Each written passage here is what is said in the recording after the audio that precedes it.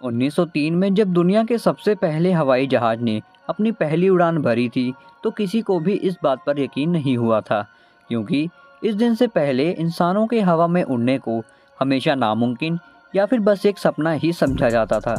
लेकिन अब कुछ साइंटिस्ट को कुछ ऐसे सबूत मिले हैं जिनको देख के ये बात पता चलती है कि दुनिया का सबसे पहला हवाई जहाज राइट ब्रदर्स ने नहीं, बल्कि ये काम तो हज़ारों साल पहले बसने वाली एंशिएंट सिविलाइजेशन पहले से ही कर चुकी है।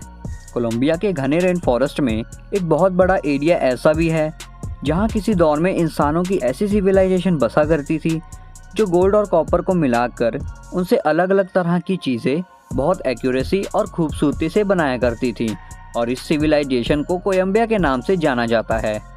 आज से करीब 1000 साल पहले कुदरती घटनाओं की वजह से ये पूरी सिविलाइजेशन तो ख़त्म हो गई, लेकिन ये लोग अपने पीछे बहुत सारे राज छोड़ गए थे। 1965 में आर्कियोलॉजिस्ट और रिसर्चर्स का एक ग्रुप यहाँ खुदाई कर रहा था। तभी उनको एक बहुत बड़ा संदूक मिला जिसमें सोने से बनी बेशुमार चीज़ें पड़ी थीं। ये उन्हीं आर्टिफैक्ट्स का एक छोटा सा हिस्सा था जो कोलंबिया सिविलाइजेशन के लोग बनाया करते थे। ज्वेलरी से लेकर डेकोरेशन की चीज़ों तक कोई चीज़ ऐसी नहीं थी जो इस संदूक में मौजूद ना हो। लेकिन सिर्फ एक चीज़ ऐसी थी जिसने सबका ध्यान अपनी ओर कर लिया था। जी हाँ, इसमें एक ऐसा आर्टिफैक्ट भी था जिसकी बनावट किसी मॉडर्न हवाई जहाज़ से मिलती जुलती थी। हज़ारों साल पहले उस दौर में हवाई जहाज़ तो हुआ नहीं करते थे। इसी वजह से इस आर्टिफैक्ट को देखते ही सबका ख्याल था कि शायद ये किसी उड़ने वाले इंसेक्ट या फिर किसी पंछी का गोल्ड से बनाया हुआ मॉडल है।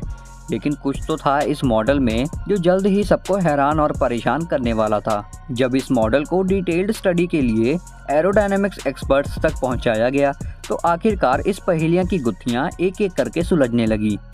ये जाना गया कि इस मॉडल का डिज़ाइन पंछियों और उड़ने वाले इंसेक्ट से काफ़ी ज़्यादा अलग है, क्योंकि दुनिया में कोई भी ऐसा पंछी नहीं है जिसकी दुम सीधी खड़ी हो जैसा कि इस मॉडल की देखी जा सकती है। और इसके साथ साथ तमाम पंछियों और इंसेक्ट्स के विंग्स उनके शरीर के ऊपर लगे होते हैं, जबकि इस मॉडल के विंग्स इसकी बॉडी के निचले हिस्से से अटैच्ड हैं, और ऐसा सिर्फ मॉडर्न प्लेन्स या फिर स्पेस शटल्स में देखा जा सकता है। इन विंग्स को इंजीनियरिंग की भाषा में एलरोन्स कहा जाता है, जिसका काम एयरप्लेन को लेफ्ट या राइट मोड़ने का होता है। राइट ब्रदर्स के पहले जहाज से भी 1000 साल पहले बनाए गए इस मॉडल ने दुनिया भर के एक्सपर्ट्स और रिसर्चर्स को हैरानी में डाल दिया, क्योंकि इस मॉडल में रडर और एलरोन्स के साथ साथ इसका डिज़ाइन भी एरोडायनामिक फ्रेंडली था। फ्लाइट के दौरान हवा से पैदा होने वाली फ्रिक्शन जहाज के लिए कम से कम रुकावट बने, इसीलिए हर जहाज को कुछ ऐसा डिज़ाइन किया जाता है कि वो हवा को काटता हुआ आगे बढ़ता रहे, और इसी डिज़ाइन को एरोडायनामिक फ्रेंडली डिज़ाइन कहा जाता है। यानी अगर ये मॉडल किसी खिलौने की नियति करके बनाया गया होता तो जाहिर सी बात है कि इसमें उन बारीक बारीक चीज़ों का ख्याल क्यों और कैसे रखा गया जिनका उस दौर में नामो निशान भी नहीं था। क्या 1000 साल पहले बसने वाली कोलंबिया सिविलाइजेशन सच में कोई असली जहाज बनाने में कामयाब हो चुकी थी? इतनी बारीकी से बनाया गया ये आर्टिफैक्ट क्या उनके किसी असली हवाई जहाज का कोई मॉडल तो नहीं? शायद इस सवाल का जवाब आपको इस वीडियो में मिल सके। इजिप्ट के शहर कायरो से 550 किलोमीटर दूर एंशिएंट इजिप्शियंस की एक इमारत मौजूद है जिसको टेम्पल ऑफ सेटी कहा जाता है, और ये जगह भी अपने अंदर बेशुमार राज छिपाए हुए है। इजिप्ट के दूसरी एंशिएंट साइट्स की तरह इस टेम्पल की दीवारों पर भी पत्थरों को बारीकी से तराश तराश के इन पर सीक्रेट मैसेजेस लिखे गए थे। इस राइटिंग को हायरोग्लिफिक्स कहा जाता है, जो यहाँ रहने वाले लोग और राज करने वाले बादशाहों की ज़िंदगी और मौत के बारे में काफ़ी कुछ बताती है। इस टेम्पल में 2000 साल पहले बनाए गए इन हायरोग्लिफिक्स में कुछ ऐसे सीक्रेट मैसेज भी लिखे गए थे जिनको शायद आज हम तक पहुंचाने के लिए छोड़ा गया था। इजिप्टियोलॉजिस्ट डॉक्टर रूथ होवर यहाँ एक रिसर्च के मकसद से इन हायरोग्लिफिक्स की फ़ोटो ले रही थी। तभी उनको अपने पैरों के नीचे कुछ महसूस हुआ। उन्होंने देखा कि हायरोग्लिफिक्स का एक छोटा सा किनारा टूटकर उनके पैरों के नीचे पड़ा हुआ था, लेकिन उनको इस बात का बिल्कुल भी अंदाज़ा नहीं था कि पत्थर का ये टुकड़ा साइंस की दुनिया को हिलाकर रख देने वाला है। जी हाँ, जब डॉक्टर रूथ होवर ने उस पत्थर के टुकड़े को वापस हायरोग्लिफिक्स के उस हिस्से पर रखा तो सारी चीज़ खुलकर सामने आ गई। दीवार पर कुछ ऐसी चीज़ें बनी थी जिनको आज हम मॉडर्न टेक्नोलॉजी कहते हैं। उस दीवार पर एक मॉडर्न प्लेन जिसमें साफ साफ रडर भी देखा जा सकता है। हेलीकॉप्टर की शेप जो आजकल के मॉडर्न वॉर हेलीकॉप्टर से मिलती जुलती है। साथ साथ इसमें मॉडर्न यॉच और उसके नीचे बनाई गई मॉडर्न सबमरीन की शेप भी देखी जा सकती है। हायरोग्लिफिक्स के इस छोटे से टुकड़े ने सभी इजिप्टियोलॉजिस्ट और साइंटिस्ट को पूरी तरह से हैरान कर दिया था, क्योंकि जो टेक्नोलॉजी बने अभी 200 साल भी नहीं गुजरे हैं, वो 2000 साल पहले एंशिएंट इजिप्शियंस को इतनी बारीकी से कैसे मालूम पड़े। बात अभी यहीं ख़त्म नहीं हुई।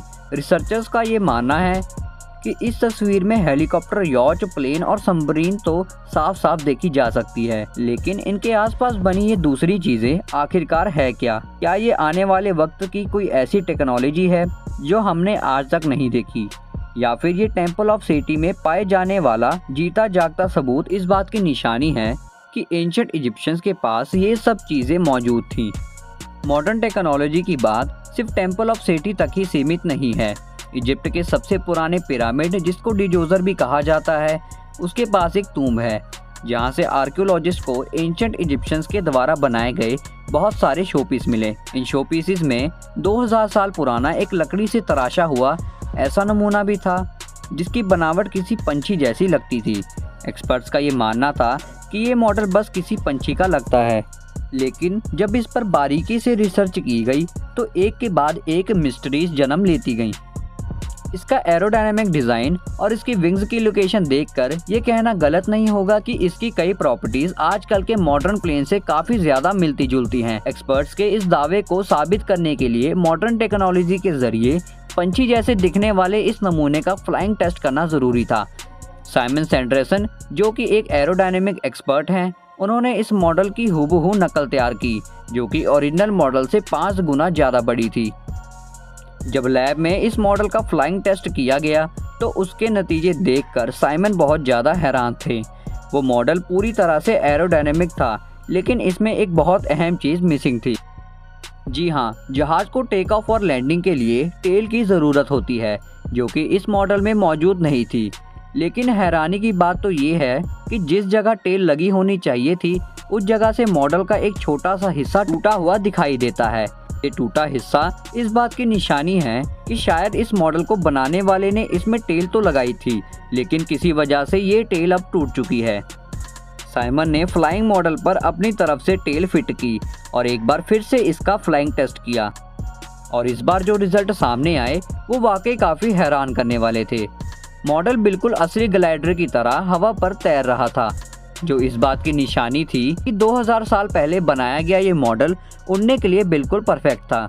अगर एंशिएंट इजिप्शियंस ने इतना परफेक्ट मॉडल बना लिया था तो क्या कभी उसको उड़ा भी पाए या नहीं, ये सवाल भी एक्सपर्ट्स और रिसर्चर्स को ऐसे ही तंग करता रहेगा जैसे टेम्पल ऑफ सेटी में बनाए गए हायरोग्लिफिक्स और कोलंबिया सिविलाइजेशन का प्लेन मॉडल कई सवाल और निशानी छोड़ गया है। उम्मीद है आपको ये वीडियो भी अच्छी लगी होगी।